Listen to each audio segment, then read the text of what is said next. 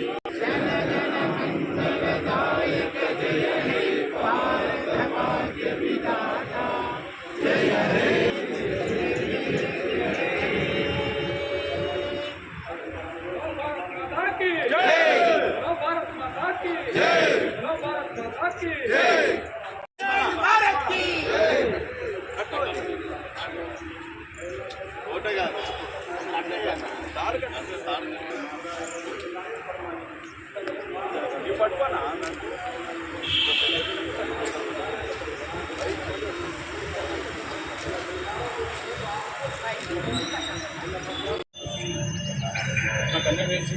ఎంతోమంది ఎన్నో త్యాగాలు చేస్తున్నారు. మన భారతదేశం స్వాతంత్రం రావడం జరిగింది.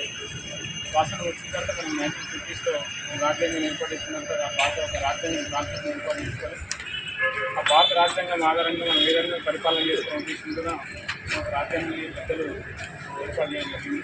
దాని ప్రకారం మన దేశంలో పరిపాలన కొనసాగుతుంది. మన పోలీస్ వ్యవస్థ కూడా భారత రాజ్యాంగం అనేది ఎంతో ఇంపార్టెంట్ ఉంది. దాని ఆలోచిస్తూ చట్టాలు ఏర్పాటు చేసుకున్నారు. ఆ చట్టాలకు అనుగుణంగా మనం పనిచేయడం జరుగుతుంది. నెక్స్ట్ మన పోలీస్ విషయానికి వస్తే ఇక్కడ కొన్ని సంవత్సరాల నుంచి కూడా మన తెలంగాణ పోలీసు దేశంలో మంచి స్థాయిలో ఉంది.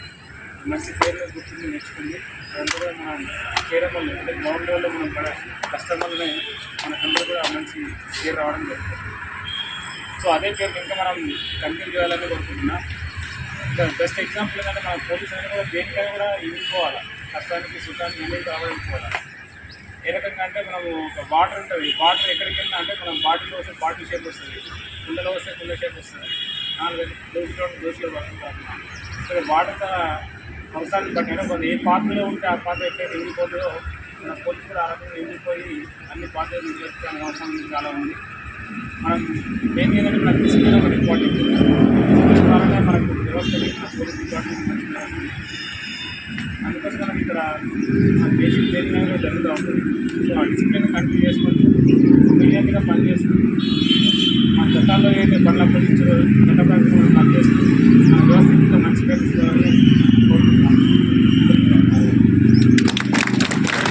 ఎందరితో కలిసి ఈ పండుగ చేసుకోవడం నాకు ఎంతో ఆనందంగా ఉంది. రాజ్యాంగం మనకు 1950 జనవరి 26న మనకు అమల్లోకి వచ్చింది. అది రాజ్యాంగం రావడానికి ఎంతోమంది పెద్దలు కమిటీలు ఏర్పాటు చేసి ఎంతో కృషి చేస్తే మనకు ఈరోజు రాజ్యాంగం వచ్చింది. మనకంటూ ప్రత్యేక విలువలు, ప్రత్యేక హక్కులు వచ్చినాయి.